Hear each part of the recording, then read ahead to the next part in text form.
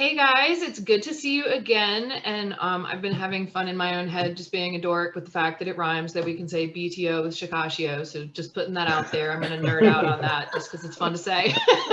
So welcome. I think we're on episode 5 or something like that of Beyond the Operant. And we've been talking about having you on for a while. For those of you who don't know Mike Shikashio, he has the Aggression in Dogs Master Course, the Aggression in Dogs Conference, and just general platform from which he does lots of amazing things. And we can give you more time to plug stuff at the end, Mike, if you want to be able to weave that into the conversation. But one of the reasons I was so excited to have you on is because I really give you a lot of credit for opening this door for what's happened in this last year, because you were in a position as well regarded, well respected in the mainstream of the industry already, to be able to say, hey, we should look in these other places. We should look outside the traditional box that we've all been working in for a while. There's other cool stuff going on that we should be considering and integrating into our work. And I think, frankly, without that endorsement, I'm not sure we would have gotten the momentum we have this last year to be able to continue the conversation. And so many incredible colleagues have come out of the woodwork from all over the world. Like, that's what's been really fascinating to me, is I felt like we've been out on a limb for a while in some of our thinking and discussions, and frankly felt dismissed a lot by colleagues over the years for thinking outside that operant box.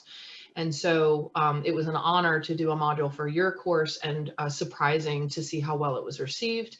And again, to have all these folks come around and say, oh my gosh, I've been thinking these things too, or I have a background in behavioral ecology or neuroethology or evolutionary biology or psychology or whatever it might be, and say, it's so nice to feel like those things are validated and that we can start dovetailing them into what we're doing in our work. So it's nice to have you here, and I'm just super curious to hear about your journey and what made you crack that door open in the first place, and what you've kind of seen happen in the industry this year. Yeah, no, I really appreciate all those kind words. It has been a great year, and I think the pandemic was actually a nice vehicle for the information traveling at a much faster pace this year than other years, because if the in-person conferences were all like kind of exchanging information, but not at the same mass level that it's able to go globally with all the online options. So I think it was actually I don't want to call it perfect timing or even good timing, just the timing of these events have really helped with all of this cross-pollination. And you were just saying something too that reminds me, like, so many dog trainers come from other careers a lot of times, and people in the industry come from other careers, and they students, they get, they have backgrounds in like psychology or human counseling, and they can bring that into the dog training conversation as well. So I think just by having, I think also too is just the channels in which we're communicating. So like you've got social media and many more options than we used to have. So it used to be like email listservs, and like, so the conversation was very one-dimensional, and now with all of these different options, social media, Facebook groups, and much shorter formats like TikTok and Instagram. Not that the discussion gets too deep there, but at least it's putting out tidbits of information. And then we've got things like Clubhouse and podcasts now. So I think that's all been very helpful, at least for me to have this conversation with other pros in the industry. So yeah, it's been a good year for that. Yeah. And what made you, if you don't mind sharing, kind of like think, hey, there's something here, right? Outside that operant box. What made you start wanting to dig around in other places? I think it's something I've always been like trying to, I've always tried to dig into the other sciences, and that's my shout out to you guys and the other scientists that listen in and that are out there. Again, I'm don't consider myself like a scientist in that literal term, because I'm taking what all of the researchers like Kathy are doing out there, and just taking the information they disseminate, right? And then we digest it as dog trainers as best we can, or we need some help sometimes interpreting things. And I think that's one of the things I've always looked at is there's so much great information from all these other sciences and other, people doing work in the industry. And they might not even be dog trainers, but they're doing great work in the research with canine behavior and so many other things. But I found that by making sure we're really pulling in information from all of these different lenses, it's going to give us a much more robust picture of dog behavior, especially with aggression. So I've always kind of been into that, but I never really had the opportunity or the platform to kind of also help to spread that information. So when I got into teaching and working with other trainers, that's where I saw the opportunity. Let's try to put out more of this than focusing on one lens. You see that especially in the dog training world, where we used to really see just these laser focused on one method. That's going to be the one thing they're going to teach all dogs, and that's based in operant conditioning or classical conditioning or some other weird pseudoscience that's made up over the years by dog trainers. And yeah, again, I saw that there was significant opportunities being missed because all this other great information wasn't being pulled in. I'm like, okay, there's this other science here that we can learn from. There's this cool study that's come on. Just continuing to make sure we cross-pollinate was really important to me, because that would help the divide between what we would call like force-free trainers and balanced trainers and these different camps out there. Also find like commonalities, right? Okay, we can agree on science most of the time, right? Because it's science and there's research and there's data that back these things up. And so these different camps could also be like, oh yeah, we can agree on that. And so there's one talking point they can agree upon. So you're bringing in together the sides and kind of helping to bring a much deeper discussion than the usual battling about tools and all this other stuff that can happen in the dog training industry, right? Yeah, that's kind of right where we started with Andrew's observation about the operant merry-go-round and just spinning our wheels, having arguments about like this much of the puzzle when there's all this other stuff. It is really, it's for me, it was very interesting to see that like there's just like months-long arguments about like one quadrant of operant conditioning, and that's what people get stuck on. And then it created that was like the talking point for the different camps. Like, we're going to focus, oh, so you're using negative reinforcement or positive punishment, and so that puts you here in this camp. And then if you use just positive reinforcement, negative punishment, that puts you in this camp here. So that's neatly divided just because of this operant this quadrant system that everybody was focused on, and it just was creating such a additional divide, when it's just, there's so much more than that in behavior than just those four quadrants. So yeah, it's good to see that argument is at least gone away a little bit to other newer things. Do you think it's your focus? Oh, sorry, Andrew. No, go on, Kathy. Do you think it's your focus on aggression cases that made it easier for you to kind of follow that path? Because I can imagine, like, we've talked about this at your conference last year. I hope you'll give a shout out to your conference at the end of this, because I know that tickets are still for sale. I spoke at your conference last year and sort of talked about the fact that, aggression is like this catch-all term, and it's not actually a diagnosis. We're just really categorizing the behavior that we can see. And I know from talking to you that you spend a lot of your time, like a detective, trying to kind of unpeel the layers of the onion of the case to sort of work out what the motivating emotions might be. But do you think it's possibly that kind of experience that led you to say, I need to reach outside of the fixing the animal and actually thinking about what's going on? Yeah, definitely. I think so. Kind of a two-part answer to that, in that for my own personal, growth, I was very much looking through an operant lens most of the time when I first started out, because it's the easiest way to look at aggressive behavior and start to understand it. But there's so much more to that. Like, so to start looking at the other sciences, the neuroscience aspect, the medical model, all these other impacts that can be affecting your aggression cases.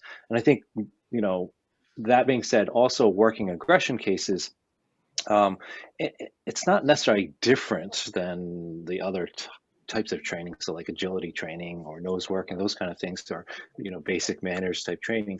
But I think it does just the word aggression kind of adds a layer of expertise, or I don't know what the word I'm looking for, but it kind of puts it up higher in Risk terms of or risk, or just I think when trainers think about aggression, it's sort of like the last tier. It's like the last where you start to learn foundational skills, and if there's some truth to that, but it doesn't necessarily mean that aggression is more difficult to work with than like nose work or agility. They all have their unique techniques and aspects you have to learn about. But I do think it adds a level of I don't know, it puts it at a standard where, yes, you do need to learn more than just teaching dogs how to sit, and you can look very much through an operant lens on some of those basic foundational skills and not really have to think too much deeper than that into the other emotional responses and things that can affect behavior. And so I think that also allowed me to bring that into the conversation as well. As, okay, we've got to look at some of these other things going on. Definitely the medical model, definitely the ethology lens, and looking at the underlying motivations and emotional responses and what's going on inside the brain, and all those things we need to tie together when it comes to aggression cases, much more so than I think some of the other things I used to work with when it was just teaching a dog how to loose leash walk. Yes, there's some of the other things we want to pay attention to, but not as deeply as in aggression cases, I think. And I think that the whole, I'm really interested in the human psychology aspect of aggression cases, because I think it does play into that a lot more when we think about the role of those expectations, judgments, the language we use. A lot of the language around aggression cases is already pretty unhelpful. I think it brings out an almost extra urgency to somehow fix and change because of what we are predicting might happen or what we actually are thinking is going on. And I can see why there is an appeal to go for an operant toolbox there, because which is more about the human outlook and the human narrative really than actually the dog's truth, if you like, the dog's truth. And I think what I love about what you've been doing with the work that I've seen that you've done, it is about trying to find out the dog's truth just as much as it is about recognizing the psychology for the carer, because it's I talk a lot about belief systems and cognitive biases and the judgments and expectations that come from that, and I think it's really important as an industry that we look into that side as well, because if we can look into that dog's truth, but we also need to recognize the belief, the outlook of that carer about what they feel is happening, and we've got to address both. So actually going in with an operant toolbox just doesn't cover anything of that really. We have to do more, we have to see more. And what's your kind of outlook? What's your approach when it looks at shifting some of that language or looking at the kind of language that you frame around these cases? Yeah, that's a great question. I love that you focused on saying how it's the dog's truth, really. And that's a big part of our job as consultants and trainers, is go in and help to really interpret that for the owner and to really expose what that dog is trying to say and the truth to their behavior. I really like that phrase. I'm gonna have to steal that one. That's right. You're welcome. Yeah. Yeah. So I think for the trainers and my students, it's helpful to have that behavior works, and because it helps us understand, from the most simplistic point of view at first. So we could say, okay, let's help the client understand what antecedents are in the environment that are setting this behavior in motion. But that's the first step. So that's the good foundational layer to have. It keeps things simple, but yes, then we have to uncover, why is the dog motivated to do this in the first place? And with aggression cases, it's almost always some sort of underlying emotional response or stressor or something else happening other than just what's in the environment, right? So the environment, of course, impacts what's going on underneath the hood, so to speak, but we really have to focus on what's driving that engine. What is, the underlying emotional responses, and we work with it all the time: fear, anxiety, stress, frustration, arousal. All of those are impacts and can fuel that engine, which then sets that behavior in motion. So, yeah, that's when it gets a little trickier to talk to clients, because sometimes the language is not as clean and straightforward as explaining antecedents and consequences, right? So we have to interpret, first explain maybe their dog is anxious, but we have to describe what that actually is like, because they might have their own constructs, their own ideas of what anxious is in their mind based on their human ethics and morals and everything they've experienced and how that might differ for their dog, or how it might be the same. Sometimes we can use the human analogies with the clients, but oftentimes at that next level, right? So I first go and explain these are what's triggering your dog's behavior, but we also have to understand what's really motivating your dog to do this. That's where it can get a little complicated, because we have to explain those emotional responses and how stress can play a role and how many things impact dogs just like they do humans, where the owner might not realize that. So I'm often starting to dig into that and focus on the underlying emotional responses. And then even have to sometimes go further. Sometimes there's a relationship issue with the client and the dog. And that's especially prevalent in aggression cases. We have to evaluate where they are at in terms of the relationship and the connection with their dog, because oftentimes that human animal bond's been fractured quite significantly sometimes, and they're hanging on by a thread in their relationship. So that's the next layer you get into when you're sort of, again, peeling back these layers of understanding behavior. You have to look at that connection. And then you go further, I mean, you have to understand the medical aspects, how much medical issues can play a role in aggression cases. So many layers to peel back as you go along. But I find if you start at the easy stuff, right, most clients can start to understand what's in the environment. If you explain it to them, then you can continue on down that understanding of behavior ladder, I guess we'd have to climb down to help them understand it. I think just as a follow-up on that, I think for me, I talk a lot about the emotional experience because I've got a human psychology background. I've come into animals. And I think the one thing about the emotional experience is that we all have one, including our dog. You know, that is, whilst we might all share similar neurology, physiology, biology, it is that unique truth for us about what that thing does to us, you know, what value we put onto that. And I think for me, language is everything. And I think the more we can educate our colleagues about the power of our language in getting that carer to go through that journey you're describing, to make those connections. And I think it's something that we need to look at as an industry. I think looking more about the human psychology side of it. For me, though, I think what you were saying, Mike, before, we can go in and we can kind of work out a bit more about that dog's truth and what they're trying to communicate. Ultimately, we're only around for a fraction of that dog's care time. It is down to the carers. And when we think about belief systems, for me, it's a big thing for me, belief systems, because everything kind of comes from that. You know, Kathy, we've got a neuroscientist in the room, which is great. The whole point of the brain not wanting to cognitively reappraise all the time. You know, we have to have these belief systems that form so it can have that kind of quick thinking. And then we put a defense around those belief systems through cognitive biases, belief filters, and the like. That then creates those expectations based on that belief system, judgments based on that belief system. And then the need from that to control, change, coerce, and the language that we create around that is really powerful stuff when we start thinking about aggression cases. So we have to really think about, as part of this thing that we do, to get those best outcomes, we have to know about how we can try and shift some people's belief systems, because what they believe will very much filter what we're saying to them, because it will. And this is what we find a lot of the time. We can spend a lot of the time with somebody and then still turn around and do something very different. But what they've heard is only what those filters allowed them to hear. And I think it's something we need to unpack more as an industry, for sure. And especially the kind of things that we are learning more about the dogs now, which is, how does this dog process anyway, even outside of being around another dog, if that's the issue? How does that dog need to communicate? What is that dog's belief structure? If we're missing out on doing the same by the carers, that's a huge chunk of that case, right?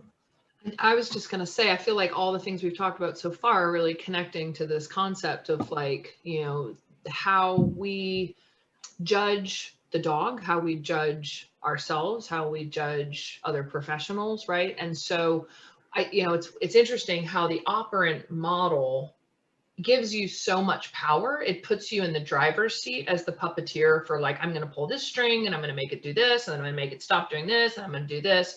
So it kind of continues to endorse this idea of control over curiosity, you know, and that not only is that appropriate, but it is the way. And so then people kind of go down their roads in their mind about how best to do that.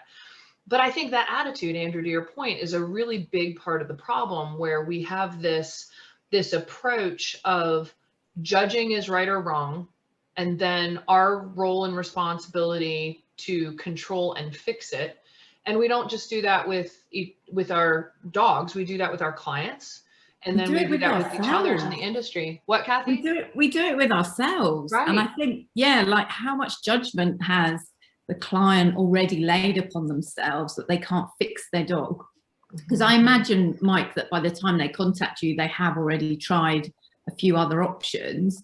And how much are they judging themselves that those options didn't work, or that they're not good enough at training, or that, you know, there's something else going on? I don't know what your experience of that is, Mike, but I can imagine that that's probably part of the jigsaw puzzle.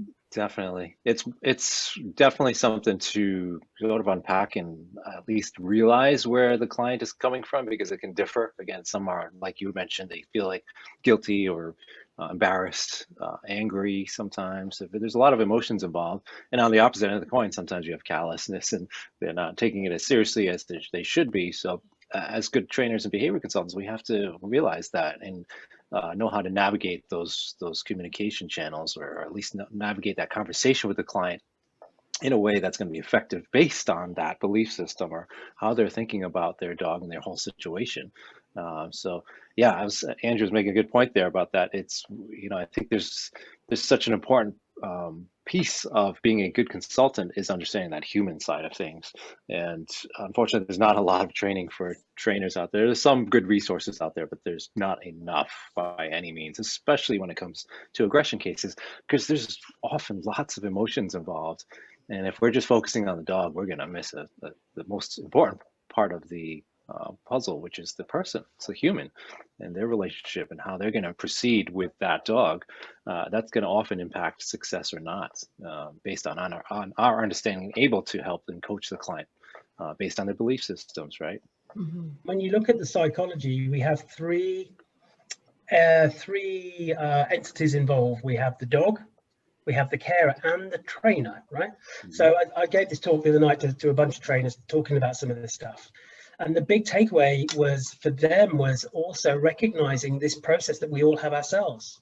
So we have to, that's why these cases can be quite hard work, right? Because it's very easy to go in with a pre-idea of what it is we're going to do. We've already maybe made some judgments from a history form, or we've already decided on things.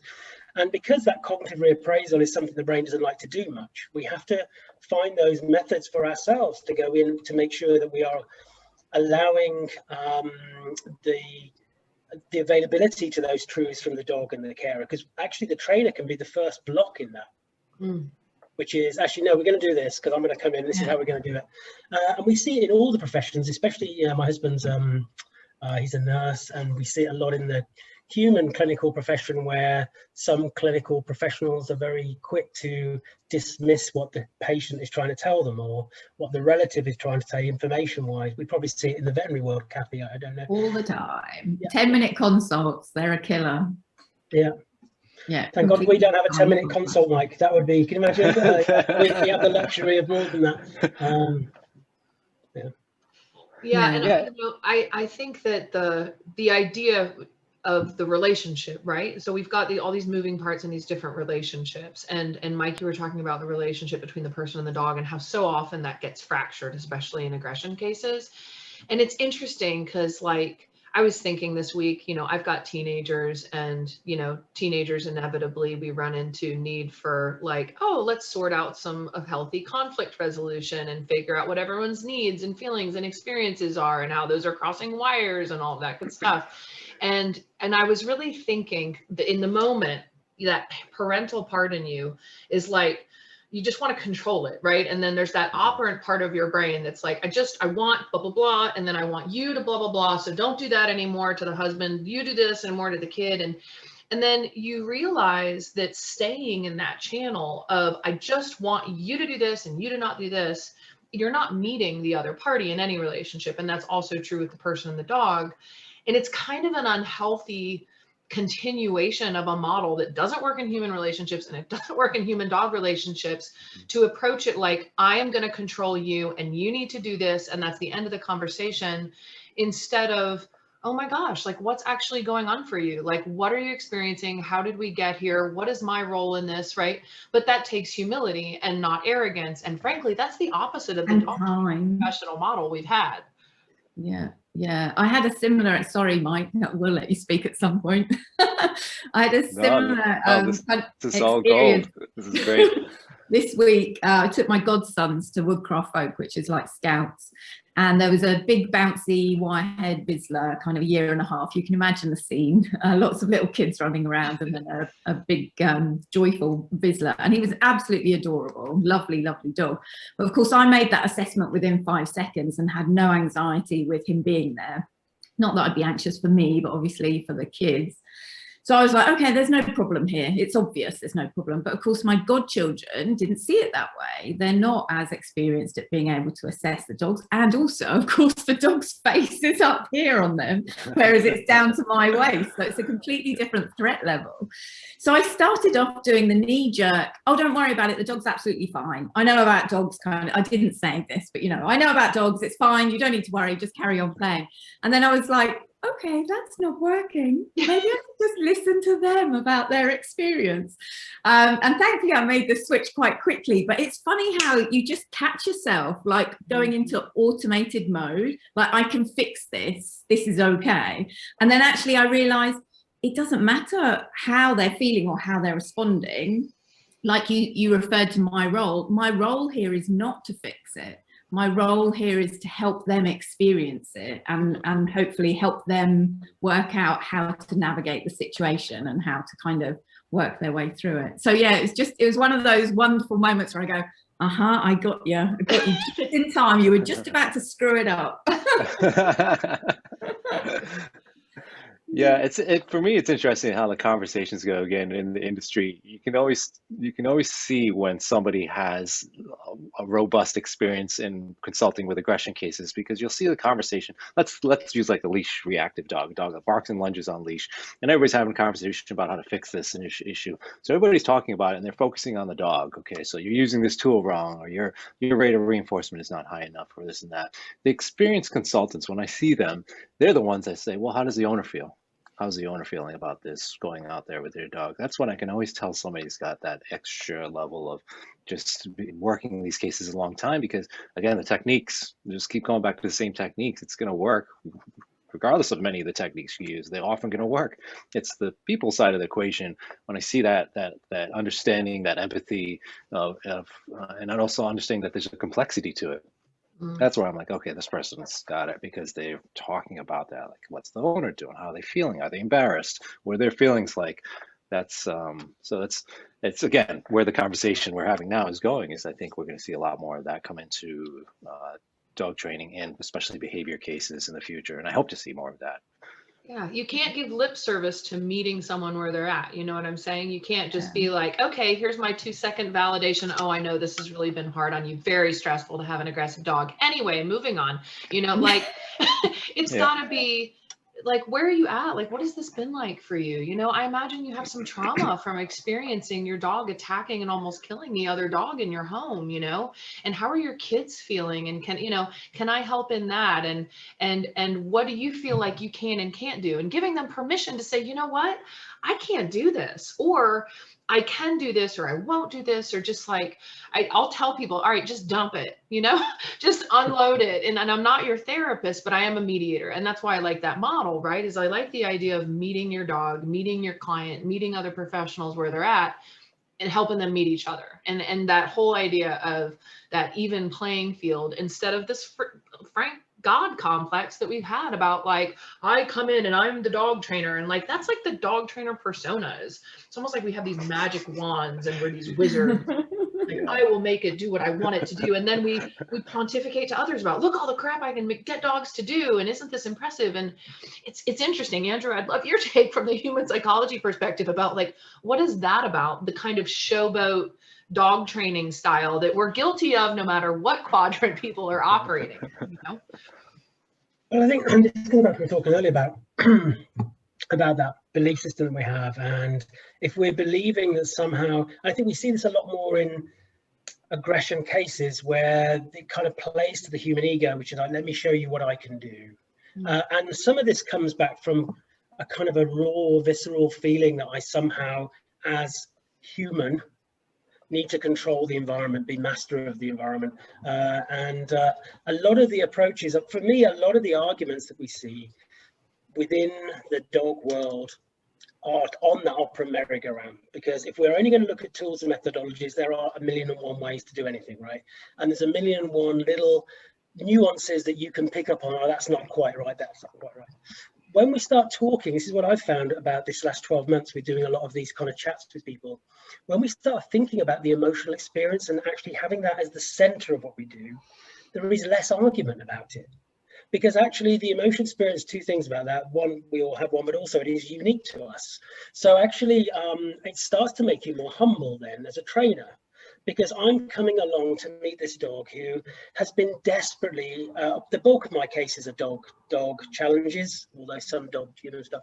This dog has been desperately trying to communicate their truth through their behaviors, and quite often they're quite nuanced. I work with a lot of dogs where there is a presumption as well, I think, with what you said there, Kim, that oh yeah, I know what the problem is, I'm going to come in straight away, I'm going to deal with it. And the thing is, with an operant toolkit, we can get quick results, really quick results, whether it's punitive or positive. We can be really good at getting a dog to do something, whether or not that has internal value for the dog. I'm not so fussed about that, but we can get them to do it. But a lot of the cases I work with, it's very nuanced. You know, we make a presumption that the dog somehow has an issue with another dog, or that they're scared or fearful of the other dog. But quite often for me, I found it's more about the dog having issue around the immediacy of social engagement. They actually want to socially process. We don't talk about social processing enough. Another area for me that's really interesting, what I know from having worked with humans who have agoraphobia or social sensitivity, social anxieties, it's about how they process the thought of or the ritual around social engagement. Now, if you're a dog who just has social engagement thrust at you all the time, and you are more sensitive, you're going to start to become more defensive. So these are the nuances that we have to unpack more. So we all have to take an ego check on it. I think this is the point, all of us, because there is a part of us that wants to go into that control, change, coerce with the little kind of belief system hierarchy I mentioned a moment ago. And sadly, I'll say this because I'm a man, it does play to some of the kind of masculine traits on our side of the industry, where we want to go in straight away because we're a bloke and we're going to go in and show that we can get control really quickly. And I think we've got a whole sub part of our industry which is more about the human ego, and definitely about the masculine ego that gets kind of put into those kind of things. And I think the misconception that leadership is somehow having some great influence over other people's behavior that is immediate, whereas actually leadership in its truest sense shouldn't really be about that. It's not about having that immediate influence or control over other people's behavior. So yeah, I think there's a misunderstanding there in society about what the difference between controlling a situation and leading in a situation is. But if we step back a little bit more, I'm going to go into slightly non-doggy, perhaps controversial territory, but hey, let's go for it. If we haven't been controversial for a while. No, exactly. Why not? For me, when we just look at and unpacking this, and I love to keep stepping back, step back, that kind of philosophical approach. When we think about the kind of human condition, if you like, and this notion of that kind of fixed belief, the judgments that come with it, the need then to be able to create a world around us that fits that belief, a lot of this starts to create the kind of them and us side of things that the political classes especially really work on, and then the notion of self-control over outcome, because the brain loves to have that control over outcome, and the power that gives you, and the permission through language and judgment that gives. So we've seen a big shift in society over the last 30, 40 years, still got a way to go, I know, regarding those judgments and expectations put on women in society, and the control and coercion that came through that. The same with children. And I do think we're kind of the dog in our social connected family network. It's the last bastion of that. Yeah. We've still got the kind of overfill from that, still this notion that, oh, this is something I can have control over. There's something that I've got permission to take control over because the zeitgeist is the dominance model. Oh my God, that gives me a kind of mastery over something in my life that I can control those outcomes with. I think if we unpack it, it's pretty deep, and we can say all that without judgment. When I was talking about the kind of guy thing in the industry that I perceive, it's not said as a kind of pointing finger at all men. I'm a man myself. It's just a recognition that how it plays into the complexities of the psychology of the human condition, a lot of the stuff. Yeah, and I think our whole point is to be like lacking the judgment against other trainers and professionals as much as we're trying to encourage that with dogs and their families. You know, I know, Mike, we talked in one of the previous podcasts about the whole idea of dog training being broken and, you know, the need for that concept to evolve. And Andrew, you're talking about the importance of language with all of that. And, you know, how when we say, well, we're going to train it. I mean, if we still use that phrase to talk about like, well, we train our children, you know, I've trained my child to be compliant. Like, I just think that that's so, we know better already, right? Like we've evolved enough in our understanding of science and behavior and psychology and the brain and everything to know better. But Kathy, like to your point of understanding and the incredible insight you bring to the table, appreciating how the brain wants to predict, right? It wants to be able to control, and also it leans towards that simple organization of information. So it's easy to understand and be compassionate towards ourselves that our brains keep wanting to oversimplify all this.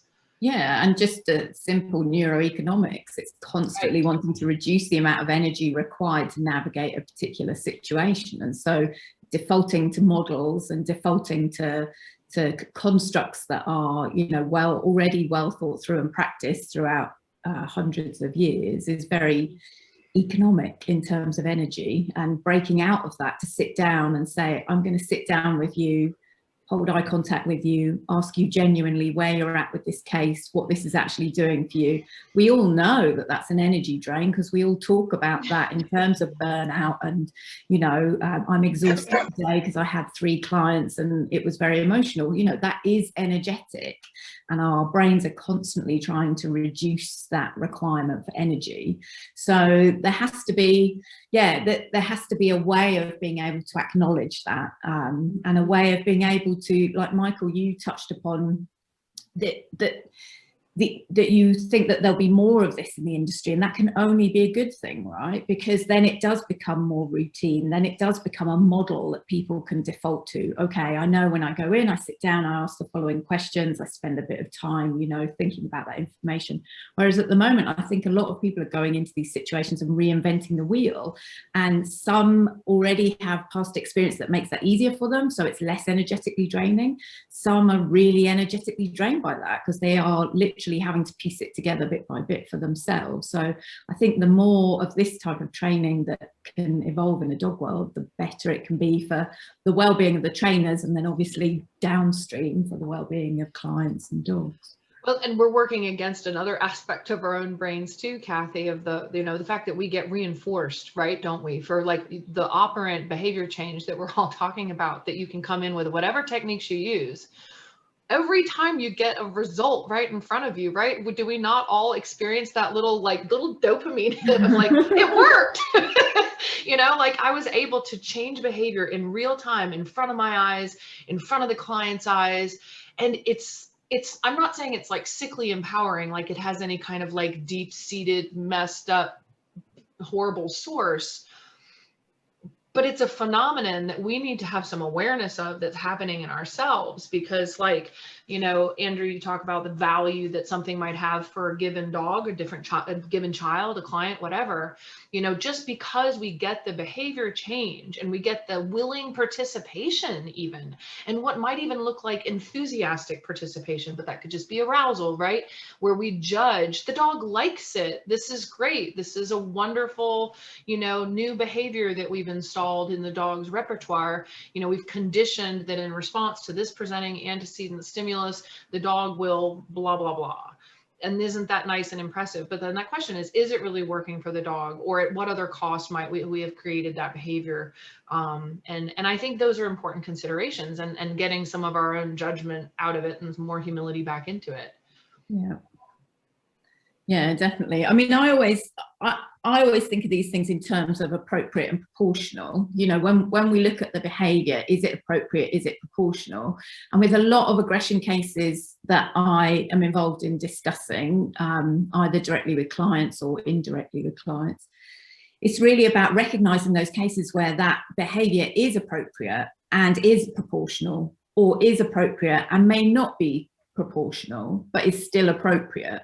And if we think about that in terms of what's going on in the brain, we've got perception, action, and modulation. So that's the kind of the timeline, if you like, of behavior. So we've got all the incoming sensory information, and involved in that aspect of perception, there's a whole load of variables that will be, you know, based on genetics, early life experience, stress levels, past learning experience. Like, all of those things will change what I call gating. And I think, Andrew, you refer to kind of doors opening and shutting. So, you know, all those channels of information, some of that information will get through, some will cross over with other bits of information, and that kind of formula or algorithm, if you like, is to some extent predetermined, but the variables are so ridiculously high in terms of the number of combinations and permutations that to the outside it's not possible for us to mathematically deduce that. So perception itself is an incredibly individual experience for that reason. And then once we've kind of, or while we're going through the process of perception, the brain at some point decides what the action is going to be. So whether that's going to be bark and lunge, for instance, that's the action. That's what the brain has decided it's going to do in that example. But the bit that we often forget, I think, when we're training dogs or thinking about behavior cases, is that's not the end of the story. Because, of course, once the action is determined, the action can be modulated. And that's where we get into this discussion around whether the response is proportional or not. So is it proportional for the given environment? Is it proportional? If it's not proportional seemingly for the environmental stimuli, is it proportional because there's some internal state? So, for instance, the animal is in pain or has sleep deprivation, or, you know, something else that's going on. And those are quite good examples, because pain and disruption in sleep, rather than sleep deprivation, can both actually interfere with the physical ability of the brain to modulate the signal. So once the brain's determined I'm going to bark and lunge, if we have pain or disruptive sleep present, then we have very limited, not very limited, we have limited, it'll be on a sliding scale of limited depending on what the individual case is, but we have limited ability to then modulate that signal. So even though usually without pain or disruptive sleep, the brain might decide I'm going to lunge and bark a little bit, and that might be, oh yeah, no, that was completely appropriate. Sorry, I put you in that situation. Let's just move away or whatever. Whereas because of the limitations placed upon the brain, because of those pre-existing internal states, then the bark and lunge is not inhibited in any way. So it comes out as a roar, and I'm gonna, you know, charge. And you're like, whoa, where did that come from? So I always like to think about things, and I think aggression's quite, it's easier in some ways because the bark and lunge is such a sort of classic reactive behavior, whether it is aggressive or not, which we could debate probably till the end of the earth. But it's quite a nice way to think about aggressive responses, about whether they're appropriate, whether they're proportional, and then when they're not seemingly appropriate or proportional, arguably they always are in the mind of the dog, if they're not seemingly appropriate and proportional according to what we're seeing in the environment, then that then triggers us to think, okay, what's going on internally that might be either interfering with perception or modulating perception in some way, or actually interfering with the modulatory capability of the brain. And Kathy, you know, I know we've talked a lot about this before with different breeds of dogs and stuff like this, and we've had conversations about whether, you know, certain breeds of dogs are kind of set up for some failure in a variety of ways on the front end, just genetically. And when you're talking about that, it makes me think about how there's certain breeds of working dogs in particular that have a harder time, it seems, modulating. It's like we've bred that economy of behavior out of some breeds because of the purposes we wanted. Yeah, and for good reason, right? You know, Right. if your job is to nip heels, if you're a healer, for instance, Yeah. or one of those breeds, and that's your job, you don't want to spend energy having to go through that whole process getting there, right? You just want it to be automated. Yeah.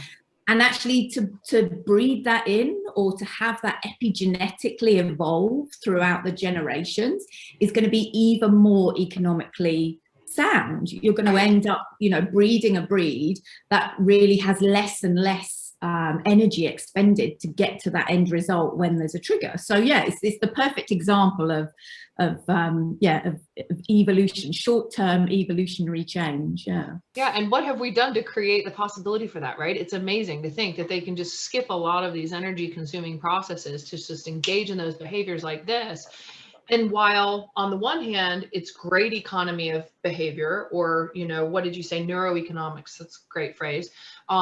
In that situation, it's interesting how there is like a flip side. There's a fallout for those dogs, right? It's like they almost are also responding against their will.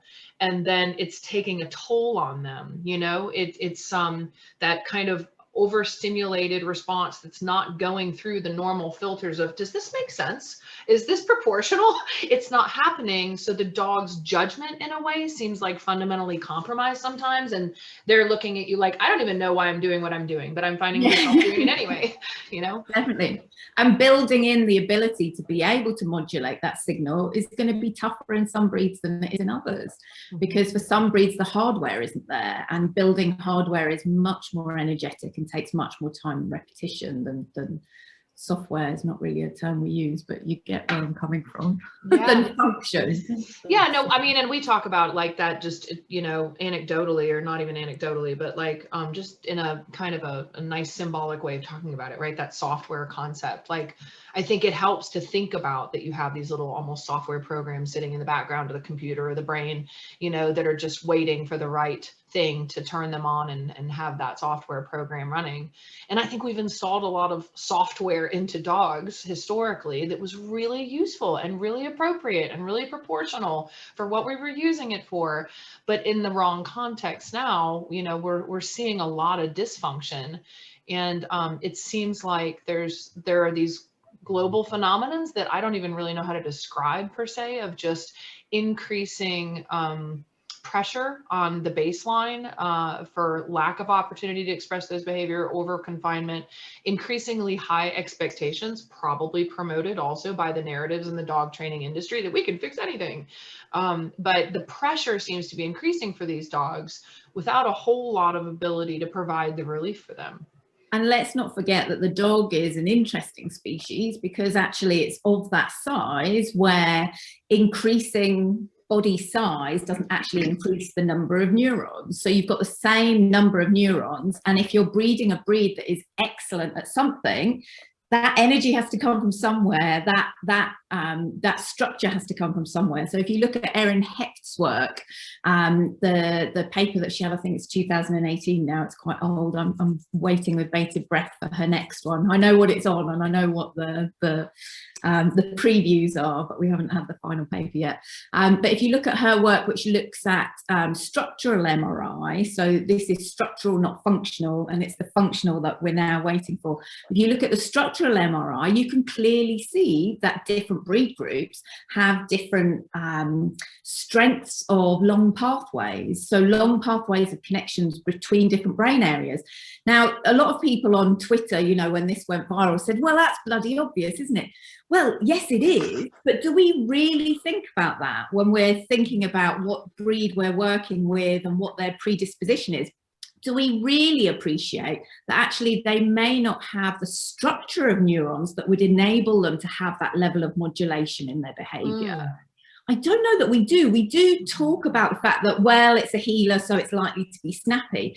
But if you actually think about Erin Hecht's work and really apply it, then what you're saying is that this dog is, and I think you used the word handicapped, and it's probably not such a kind of off term in that this dog has some limitation to how much modulation it can have between brain area A and B, simply because it has more strength in terms of brain structure between the other areas, and it can't increase strength across the board because it doesn't have enough energy to do that across its whole brain.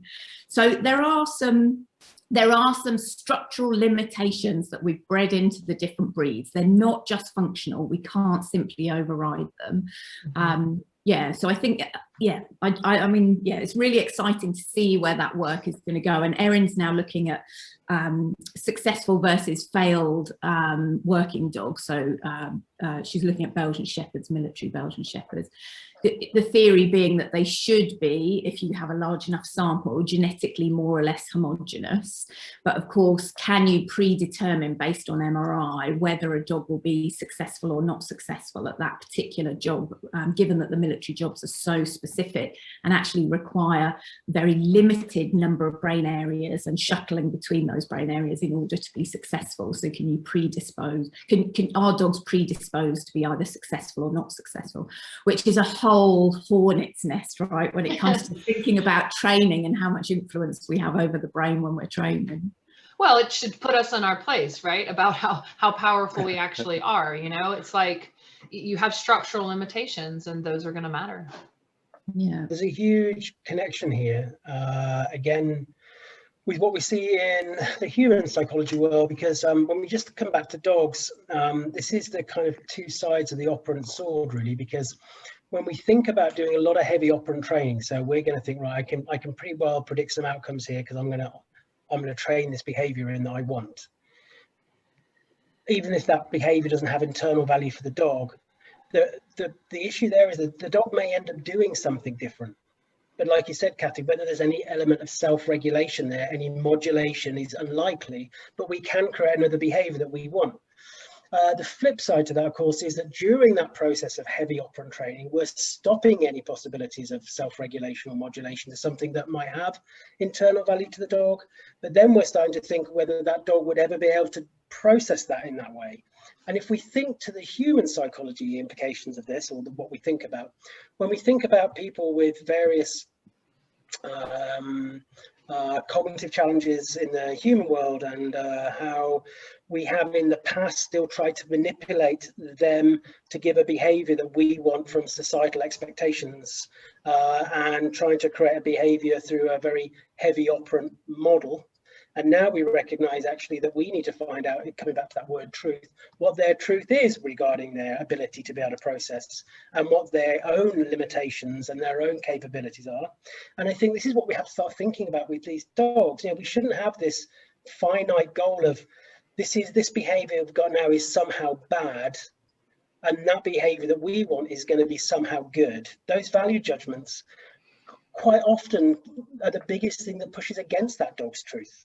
Yeah, and that's what you're doing with your methods, right, Andrew? You know, if you take aversive methods, for instance, to stop the bark and lunge, very successful in some hands. It's not that that doesn't work, but you're just changing the priority of the brain. The priority of the brain there is that I'm under more threat if I don't prioritize those sensory signals and respond to those sensory signals than I am if I'm paying attention to what else is going on in the environment. So it's just a shifting in priorities. But your point, Andrew, is very valid. How much internal benefit does that have for the animal? It's still having to prioritize a stimulus, which in its own mind, it you know, presumably doesn't want to have anything to do with, the original inciting stimulus, and doesn't want to have anything to do with the aversive stimulus, which is why it's avoiding it, hence why it prioritizes changing its behavior. So yeah, I think it does all come back to what are we trying to achieve? And if it's just a change in behavior, there are lots of ways we can do it. If it's actually an improvement in the quality of life, then that's a different conversation completely. And this comes back to the word alignment that we discussed last time. Because for me, you know, we have to find that alignment between that dog's emotional need, how they're communicating that emotional need, but also the expectations of society, the needs of the caregiver. We have to look for the alignment. It doesn't mean that those best outcomes always come from giving that dog that kind of utopia life. It's kind of finding alignment, but even through positive reinforcement, we can still end up muddying the waters hugely regarding what is internally valuable for the dog. And the best outcome surely, and you must be looking for this yourself, Michael, that we ideally we want the dog to be able to be exposed to a situation with the support that we can offer, and they can self-regulate through that. They can find their own way of modulating, as you call it, Kathy, that situation, so that they can process in a way, and that kind of initial quick response is pushed back a little bit, so they can be a bit more mindful, if you want to use that kind of expression. Yeah, I think well, lots to unpack here because I'm just trying to digest everything you guys were just talking about. I was about to make some popcorn, sit back, and just let you three have a conversation because it's so good. And I'm like, all right, how am I going to say something without sounding really stupid? You have to bulldoze your way into a conversation with me, Kim and Andrew. No, there's just so much good stuff there. I'm like, all right, we're going on this topic and this topic. It's all like I'm just digesting it like you guys are on my podcast or something. So okay. But yeah, just getting back to that point, how you were talking about, yeah, we can easily suppress behaviors. We can use positive punishment, and if we're looking at that operant paradigm, and that's one way. Or you also run the risk with using positive reinforcement, in terms of being coercive, in the sense that you can get a dog out in front of something scary, and on face value, I can make the behavior change using positive reinforcement, but am I making any underlying emotional changes? Am I really addressing that dog's truth, as Andrew said so well? And an experience, that's where it takes an experienced practitioner, right? Somebody that can recognize patterns in behavior, they can recognize body language, the connection between the client and the dog, even just the communication happening between the client and dog can change significantly when that underlying emotional response has been changed, versus just we can pay attention to the operant behavior. It looks good on paper, right? So we can have that dog performing behaviors really well, but is that really changing what's going on? Now, of course, you're going to often run less risk if you're using positive reinforcement, because the classical conditioning side of thing often comes along for the ride. But again, are we really impacting that dog's underlying emotional response, their reason for the aggressive response? Are we really tackling that? Not only from an emotional change point, are we really meeting that dog's needs? Are we seeing that the particular breed, are we going to positive reinforce some behavior that's alternative? Is it really showing up like we want it to? Or is it just looking good on paper? Because sure, a dog's sitting or looking at me, but are we really making change underneath, or are we just putting a nice thing on paper? Whether we're punishing it or reinforcing it, it's going to look sometimes similar. And so again, the good practitioner's got to be able to unpack that for long-lasting behavior change, for the success to take hold. Because going back to Kim's comment too about just how much, we've got to pay attention to that role of how, again, we could be making progress, but if we don't recognize in that moment, so like we're talking with a client and they're saying, yes, we can do this, and we're going in there and we're fixing things. If we don't recognize that, okay, it looks good on paper from also the client's point of view, they're just going through the motions. They're like, yeah, you're the professional, and yes, I'm going to listen to everything you have to say, but we don't recognize inside their mind what their thought process is, and it's very subtle sometimes. You see these little moments of could be a facial expression, could be an action, could be a sentence or statement they make, but that's them communicating loud and clear. I'm cool with it right now during the session, but I don't see myself doing this next week or the week after because of the emotional impact it's having on me, or the embarrassment my dog is. So they're out there and with you, and oh, this is great, the dog's doing great on leash with you or with your guidance, but on my own, I'm not going to be able to do this. So again, it's recognizing not only the dog, but also the client's point of view and their aspects, and not just looking at, seeing the behavior. Got to dig deeper than that. That's the emotional side of things. Totally.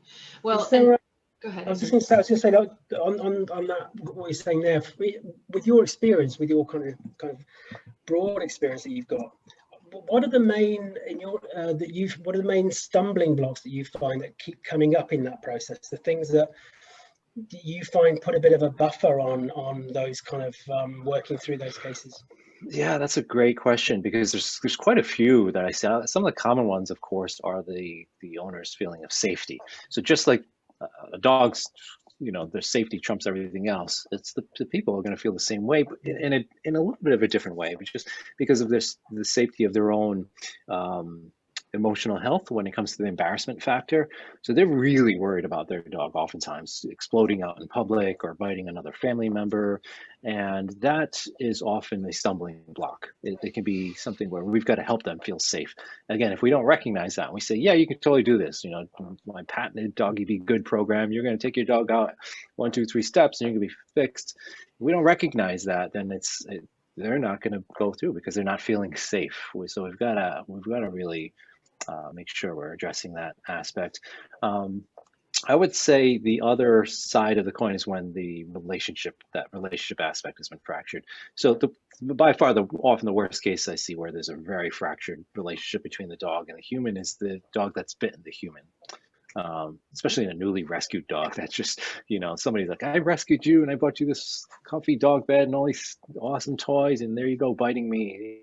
You know, that can really take a toll. Or the dogs that are fighting in the home, sometimes the owner's blaming one dog, or it's, you know, that you're bad for attacking the other dog, when sometimes it may be not that dog's fault at all. Maybe there's been a lot of other things going on. So helping the clients understand that, well, it's not really this dog, it's just this dog's defending itself from the other dog in the home, and helping to balance those relationships and create an understanding. So those are by far two of the most common issues I see in aggression cases that come up with seeing long-term success.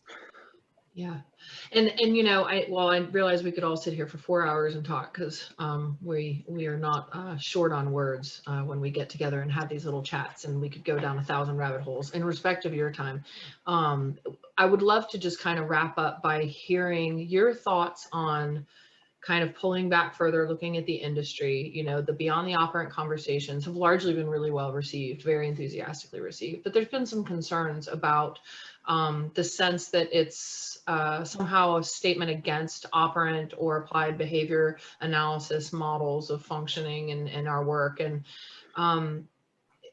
from your perspective, what would you kind of say to those folks in the industry who are concerned about that, as far as how well all of the kinds of things we're talking about here and these other lenses fit in and even complement with operant models as opposed to compete with them? Yeah, so to reference this, my talk at the Aggression in Dogs conference is going to be on like how the dog training industry is sort of shifted, with a focus, of course, on aggression cases. I work with aggressive dogs in general.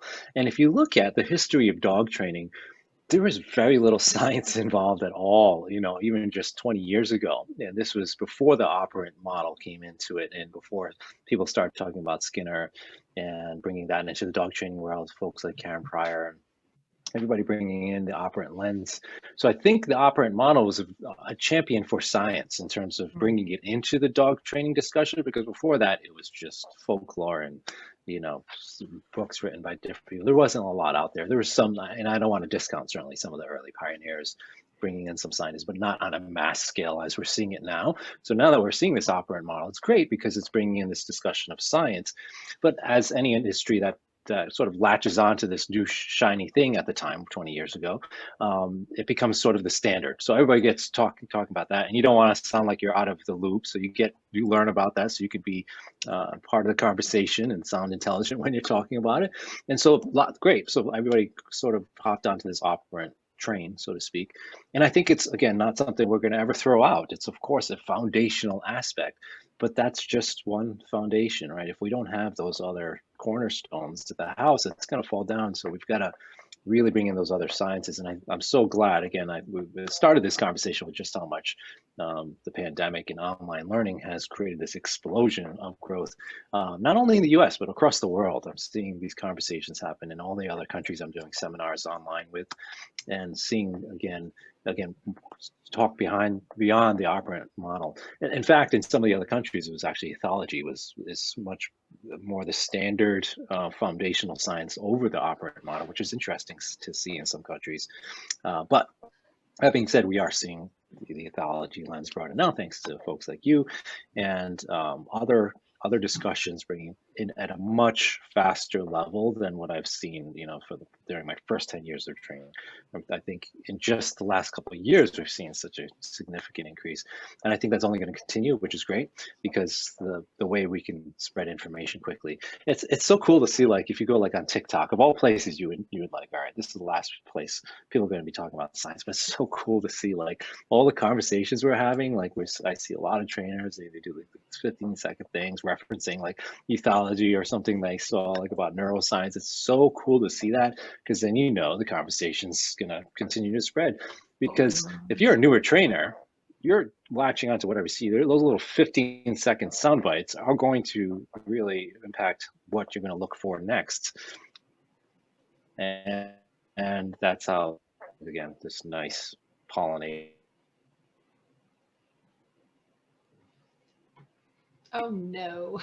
Cross-pollination. Of course, when stuff gets distilled down, it can get a little bit muddy, but at least it creates the interest and the recognition of like a term like neuroethology or something. Like somebody would, what is that? You know, 5 years ago, but now it's people are talking about it, which will create some curiosity, which will create conversations like this. So yeah, it's exciting to see just how much things are changing and how much they're going to continue to change, and what's going to happen in the future. So, you know, I'll have to break out a little crystal ball during my talk, but I have some ideas for what to talk about. That's fantastic and exciting. And you know, I had a chat with Matt Beisner a couple weeks ago, and he's thrown a phrase out there which I think we could all benefit from latching onto, which is growing publicly. You know, and that's okay. Like, to not be like, awesome. I have all the answers already. I've ticked all the boxes. I know all the things. I'm the expert. Like, it's great to just say, hey, I'm still learning. There's so much to know. None of us will ever know all the things, so we can all grow publicly and not be embarrassed about it. Yeah, he's such a model for that. You know, he's been so great about it and gracious. So yeah, kudos to Matt.